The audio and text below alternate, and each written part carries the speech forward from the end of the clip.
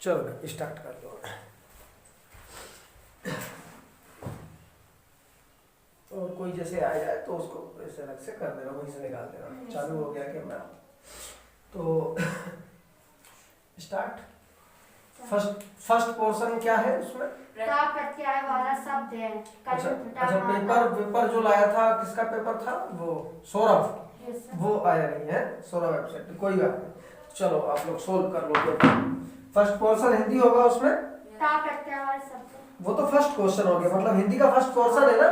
चलो तो ये रहा आपका एक्सीलेंस प्लस मॉडल स्कूल। देखो जरा कौन से वर्ष का पेपर लाए हो आप, किस साल का है वो? Model school entrance exam, year mention है उसमें। एंट्रेंस एग्जाम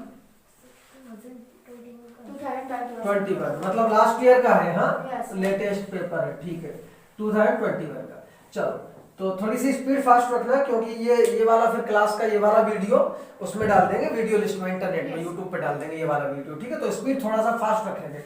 और लिखना बाद में, मैं बोर्ड में सारे के सारे जो 15-15 नंबर का सेट होगा, 15-15 क्वेश्चन। हाँ अभी केवल समझना, 20 क्वेश्चन आपके मैथ्स के होंगे, 20 क्वेश्चन साइंस के होंगे।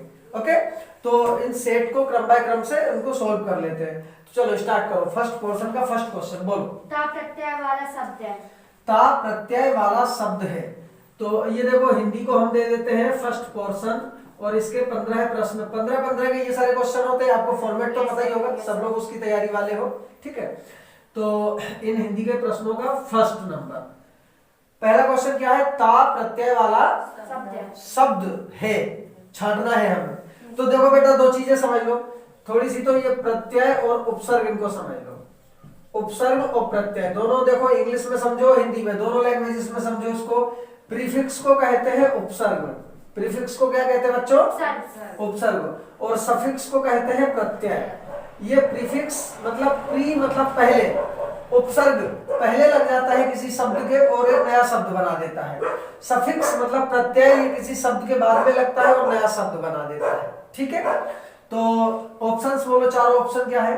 कर्मठता, कर्मठता, कर्मठता। दूसरा ऑप्शन बोलो माता, माता। तीसरा ऑप्शन पिता, छाता, छाता।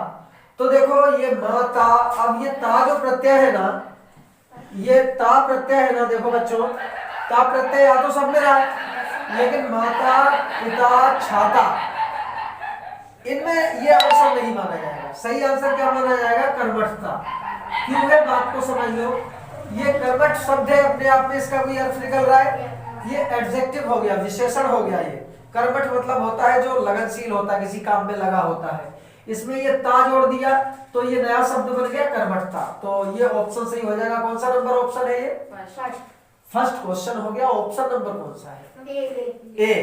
ए ऑप्शन, फर्स्ट क्वेश्चन का ए ऑप्शन, ठीक बात है। तो दूसरा क्वेश्चन बोलो जल्दी से फास्ट। कौन सी शब्द जोड़ी मेल नहीं खाती? कौन सी शब्द जोड़ी मेल नहीं खाती है, मतलब बेमेल है।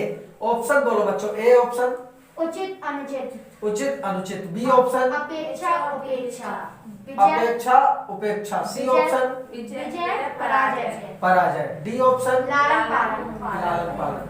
अब देखो बच्चों तीनों ऑप्शन में देखो, जो ऊपर के 3 ऑप्शन है उनमें जो दोनों शब्द है उनमें एक दूसरे के विलोम है। विजय का पराजय हो गया, अपेक्षा का उपेक्षा हो गया। अपेक्षा मतलब एक्सपेक्टेशन और उपेक्षा मतलब निग्लेक्ट टाइप का, तिरस्कार करना। तो तीनों ऑप्शंस में विलोम दिए हैं एंटोनिम। चौथे में क्या दिया है? लालन पालन। तो इसका ये दूसरे का हो जाएगा लालन पालन, सही जवाब हो जाएगा। क्योंकि ये लालन पालन तो दोनों समानार्थी शब्द है ना। लालन पालन मतलब ब्रिंगअप, पालन पोषण करना। कौन सा ऑप्शन है ये? B option. D option. तो सेकंड का डी हो जाएगा। थर्ड क्वेश्चन बोलो बच्चों। वन का पर्यायवाची नहीं है। किसका? वन का। वन का, वन मतलब होता है फॉरेस्ट, वन, अरण्य, कानन है ना, जंगल।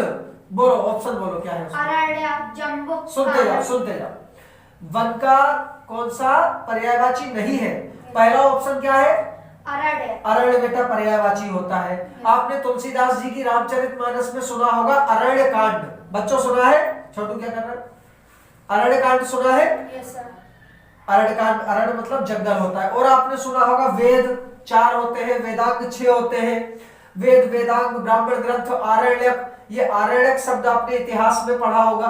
आरण्यक मतलब जंगलों में जो ब्राह्मणों के द्वारा, विद्वानों के द्वारा, उस समय के विद्वानों के द्वारा लिखे गए, उनको आरण्यक कहते हैं। तो अरण्य तो जो है कि उसका सिनोनिम होता है। दूसरा बी ऑप्शन बोलो, जम्बुक। जम्बुक। सी ऑप्शन बोलो, कानन। कानन भी वन का पर्यायवाची होता है। डी ऑप्शन बोलो, विपिन। विपिन। विपिन भी पर्यायवाची होता है जंगल का। ठीक बात है। अब जम्बुक इसका आंसर हो जाएगा। जम्बुक शब्द उसका वन का पर्यायवाची नहीं होता है। कौन सा ऑप्शन है बच्चों? C. C option. B. D. B. B Bombay, तो बी हो जाएगा थर्ड का। अब जम्बुक को समझ लो बच्चों, ये जम्बुक शब्द का मतलब जामुन भी होता है, और जम्बुक शब्द का मतलब गीदड़ भी होता है। गीदड़ मतलब सियार, मतलब श्रगाल, जम्बुक का मतलब होता है। और जम्बुक के पर्यायवाची समानार्थी शब्द और क्या क्या हो जाते हैं? एक जो वरुण, वरुण एक ग्रह होता है, प्लेनेट है। एक देवता का नाम भी वरुण होता है, वरुण का मतलब भी जम्बुक होता है। और एक फूल और होता है कोई, केवड़ा शायद, तो उसका मतलब भी जम्बुक होता है। ठीक बात है। तो ये जम्बुक का मतलब। और क्वेश्चन क्या था? वन पूछा था, फॉरेस्ट। तो आंसर क्या हो जाएगा? जम्बुक हो जाएगा। जम्बुक से एक चीज और ध्यान रखना, ये तमिलनाडु में जो साउथ इंडिया की आपकी एक स्टेट है तमिलनाडु, तमिलनाडु में तिरुचिरापल्ली एक स्थान है। There was a place named Tiruchirappalli. वहां पर एक टेंपल है, बहुत फेमस टेंपल है, एंशिएंट इंडिया में निर्मित किया गया था, जिसको, उसका नाम है जम्बुकेश्वर मंदिर। क्या नाम है उसका बच्चों? जम्बुकेश्वर मंदिर। जम्बुकेश्वर टेंपल। ये चोल राजाओं के द्वारा बनवाया गया था। साउथ इंडिया की हिस्ट्री में आपने पढ़े चोल डायनेस्टी, चेर, चोल, पांड्य, संगम काल, साउथ इंडिया में। हाँ, तो नेक्स्ट क्वेश्चन बोलो बच्चों, 4 नंबर का। अरे भूकंप आ गया, वाक्य किस प्रकार का है? दोबारा बोलो बेटा। अरे भूकंप आ गया, वाक्य किस प्रकार का है? अरे भूकंप आ गया, यस सर। ये हो गया ना। तो बेटा ऑप्शंस पढ़ो, आप लोग इसका संकेत। बता सकते हो, सब लोग बता सकते हो। संकेत सूचक। संकेतवाचक, डेमोन्स्ट्रेटिव, और नकारात्मक वाक्य। नेगेटिव, और बोलो। विस्मय आदि सूचक। विस्मय आदि मतलब एक्सक्लेमेटरी, मतलब अचंभा, वंडर, और बोलो। आदेशात्मक। आदेशात्मक मतलब इंपेरेटिव, आदेश वाला। तो सब लोग समझ ही गए होंगे। कैसा है ये, कैसा वाक्य हो जाएगा ये? संकेत। संकेतवाचक होता है इशारा करना। दिस, दैट, दीज, दोज, जो डेमोन्स्ट्रेटिव प्रोनाउन अंग्रेजी में पढ़े आपने, this, that, these, those, yes sir. यह कमरा, वह कमरा, ये किताबें, वे किताबें, ये संकेतवाचक शब्द होते हैं। Yes sir. और इनका जहां प्रयोग होगा वो संकेतवाचक वाक्य हो जाएगा, डेमोन्स्ट्रेट करना किसी चीज की ओर।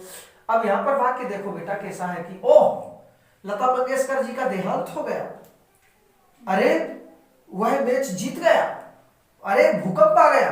तो बेटा सेंटेंस पढ़ के आपको क्या महसूस हो रहा है, कैसा सेंटेंस होना चाहिए? बेटा विस्मय मतलब होता है अचंभा, वंडर, यस सर। विस्मय। तो कैसा सेंटेंस हो जाएगा? विस्मयादि बोधक, विस्मयादि सूचक या विस्मयादि बोधक वाक्य हो जाएगा। अगला बोलो बेटा, फास्ट, स्पीड बढ़ाओ थोड़ी सी। किस शब्द की वर्तनी अशुद्ध है? बेटा वर्तनी को समझ लो। वर्तनी मतलब समझ लो जैसे इंग्लिश वर्ड्स में होती है स्पेलिंग, स्पेलिंग होती है, उसी प्रकार से वर्तनी समझ लो हिंदी की। तो पढ़ना ऑप्शन। श्रृंगार। अब आप एक काम करना, इस क्वेश्चन के लिए आप ऑप्शन बहुत अच्छे से पढ़ना। श्रृंगार, सौहार्द। सौहार्द, सौहार्द की भावना मतलब एक सॉफ्टनेस। यस। अगला बोलो। आशीर्वाद। क्या? आशीर्वाद। आशीर्वाद। अगला ईर्षा। ईर्ष्या। अब ये क्वेश्चन ऐसा है बच्चों, ये ऑप्शंस देखने पड़ेंगे। लाओ ऑप्शन दिखाओ, बच्चे ने क्या लगाया है, जिसका क्वेश्चन पेपर है उसने क्या ऑप्शन लगाया है, कौन से नंबर का है? हाँ, किस शब्द की वर्तनी अशुद्ध है? तो कैमरा में भी दिखा देता हूं। तो बेटा ये ऑप्शंस देख के करना पड़ेगा। श्रृंगार में सही लिखा हुआ है श्रृंगार, और किसी के पास पेपर है नहीं है, हाँ कोई बात नहीं। सौहार्द ये भी सही लिखा है, सौहार्द, और ईर्ष्या भी सही। आप इसको आशीर्वाद पढ़ रहे थे, देखो ये क्या लिखा हुआ है। सी नंबर में लिखा है आ, शी के ऊपर रा है और वाद लिखा है। ये आशीर्वाद है कि आशीर्वाद है? ये क्वेश्चन बहुत पॉपुलर है, ध्यान रखना। ये क्वेश्चन और भी एग्जाम्स में आया है मुझे जहां तक ध्यान है। प्लस जो क्लोथ्स की शॉप होती है ना, कपड़ों की दुकानें, मुझे बहुत अच्छे से ध्यान है, एक गोहद शहर है भिंड के पास में, वहां एक दुकान हुआ करती थी, उसका नाम यही था, आशीर्वाद नाम था एक्चुअल में, लेकिन उसकी वर्तनी ये थी, शी के ऊपर रा चढ़ा हुआ था, RC। इसका उच्चारण क्या हो जाएगा? आशीर्वाद। और सही उच्चारण, सही शब्द क्या होता है? आशीर्वाद। तो रा कहाँ होना चाहिए? इसके ऊपर चढ़ना चाहिए। ठीक है, चलो नेक्स्ट क्वेश्चन है 6 नंबर। अब स्पीड बढ़ाओ बच्चों, फास्ट लो, बोलो कौन बोल रहा है, बोलो फास्ट। 6 नंबर। ओमकारेश्वर किस नदी के तट पर स्थित अरे है? वाह, ये तो जनरल स्टडी का क्वेश्चन है बेटा। ये जनरल स्टडी में किस सेक्टर का है? मध्य प्रदेश जीके के सेक्टर का पोर्शन का क्वेश्चन है, लेकिन कोई बात नहीं। ओमकारेश्वर चूंकि अभी बहुत फेमस, ये चर्चा में चल रही है ना, ये नर्मदा नदी, ओमकारेश्वर मूर्तियां वगैरह स्थापित करवाई जा रही है बेटा। इसका आंसर क्या हो जाएगा? नर्मदा हो जाएगा। ठीक है बच्चों, इसका आंसर नर्मदा हो जाएगा। नर्मदा के किनारे है आपका ओमकारेश्वर शहर। ये रुक गया, चल रहा है सर। ठीक है, हाँ बोलिए। सही है।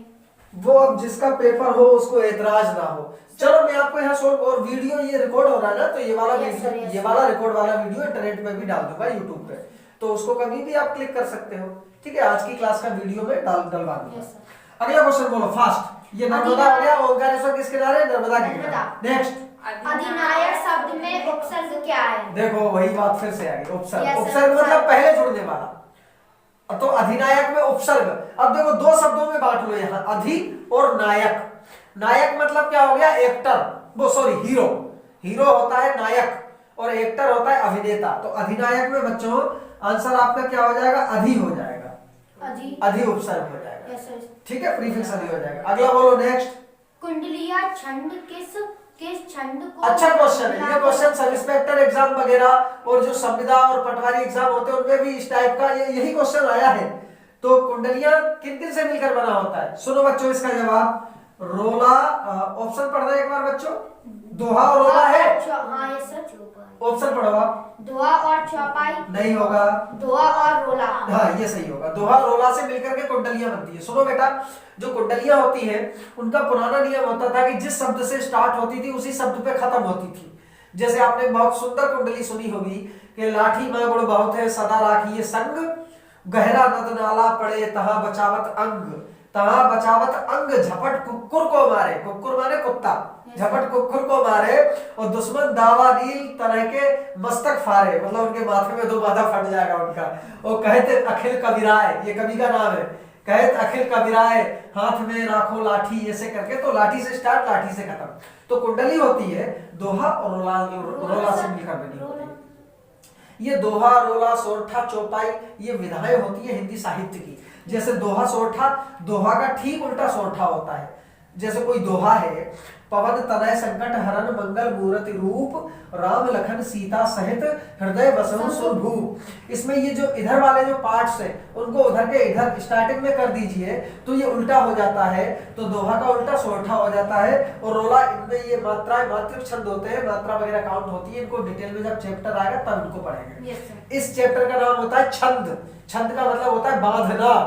और छंद शास्त्र के जनक, छंद विद्या के जनक आपके कहे जाते हैं पिंगल ऋषि। ध्यान रखना, इंपॉर्टेंट क्वेश्चन है, आपके एग्जाम्स में आ सकता है। अगला क्वेश्चन बोलो फास्ट। व्याग्रवंद का आस्य है।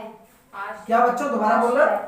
विह गर्वंद गब्रंद गव्रंद, ठीक है, का आशय है। हाँ ऑप्शन पढ़ो जल्दी जल्दी फास्ट। पशुओं का समूह, पशुओं का समूह, मनुष्यों का समूह, पक्षियों का समूह और विद्यानों का समूह। बेटा क्वेश्चन को जरा बहुत अच्छे से दोबारा पढ़ना। विह सुनो, एक गलती हो रही है। देखो बच्चों उसमें पेपर में मिसप्रिंट हो सकता है। यहाँ पर बात को समझो बेटा। ये एक शब्द होता है विहग। विहग मतलब होता है खग, मतलब पक्षी, मतलब बर्ड। और वृंद का मतलब होता है समूह, झुंड, कलेक्शन, ग्रुप। तो विहग वृंद सही शब्द होंगे। विहग वृंद का मतलब हो जाएगा पक्षियों का समूह, collection of birds, group of birds. तो ये मिसप्रिंट हो गया होगा, कोई बात नहीं। अगला क्वेश्चन पढ़ो 10 नंबर का फास्ट। नंदन बस बंसी फूल उठी, वह छोटी सी कुटिया मेरी, मैं कौन सा अलंकार है?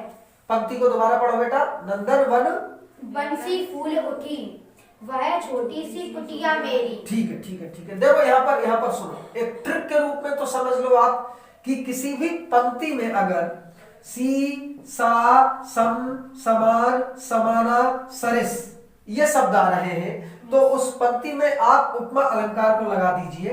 उपमा अलंकार क्या होता है, कैसे होता है, इसका टॉपिक आने पर आपको डिटेल बताऊंगा। यहाँ पे बहुत ज्यादा समय हो जाएगा क्योंकि ये आज की क्लास हमें उसमें यूट्यूब पे डाली, लेकिन आप एक काम कर सकते हो, आप नए स्टूडेंट हो, आपको कम जानकारी है, नए बैच के आप लोग हो। ये उपमा अलंकार, उत्प्रेक्षा और रूपक, तीन अलंकारों का, बच्चों ध्यान से सुन लो एवरीबॉडी, इन तीनों अलंकारों का मैंने अलग से एक वीडियो डाला है, ट्रिक भी है उसमें और कंसेप्ट भी है उसमें। जब वीडियो लिस्ट में आप देखोगे तो नीचे पड़ा हुआ है ये तीनों अलंकारों का, तो आज घर पे जाके उसको आप देख लेना। उपमा अलंकार में क्या होता है, उपमेय साधारण की तुलना उपमान किसी विशिष्ट से की जाती है और पंक्ति में सी, सा, सम, समान, समाना, सरिस ये शब्द होता है। तो उपमा अलंकार आंसर हो गया इस क्वेश्चन का। अगला बोलो फास्ट। निम्नलिखित रचनाकारों में से किसका संबंध राजस्थान से था? राजस्थान से था। ऑप्शन बोलो फास्ट। सूरदास तो नहीं है क्योंकि सूरदास का ब्रज क्षेत्र, ब्रज भाषा। दूसरा बोलो तुलसीदास तो अवधी भाषा में रामचरितमानस लिखी। मीराबाई। और लास्ट ऑप्शन बिहारी, तो ये बिहार साइड में, इसका आंसर क्या हो जाएगा, मीराबाई।